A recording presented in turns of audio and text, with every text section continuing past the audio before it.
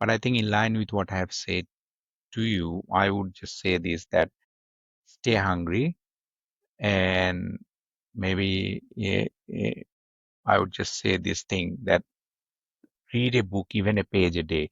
Because what I am observing, that people stop reading book. They love to read social media posts, which is great. They love to look at Insta posts, which is great. But whenever I ask somebody that when did you read a book cover to cover, and people then start thinking about it, and then maybe 6 years ago, maybe 5 years ago, you hardly hear a response that, oh, I just finished a book yesterday.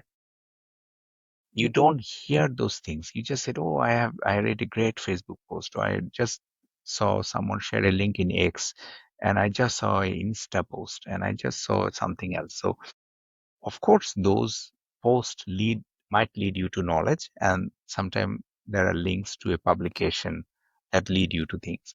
But that also makes you snappy and judgmental, because most of these things that we are posting doesn't go through a quality assurance process that used to be the process when, before social media, we used to send an article to a newspaper or a magazine, and then they said, oh, by the way, your article is selected, but you have to change it, and going through our peer review process. And do you agree if we cut your this paragraph or that paragraph? Sometimes it happens, right?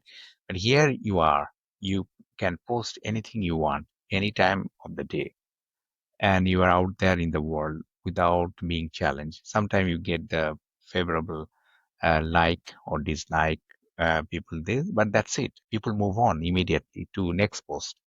So the shelf life of your shared knowledge becomes hardly a few hours to a few days. Then people move on, right?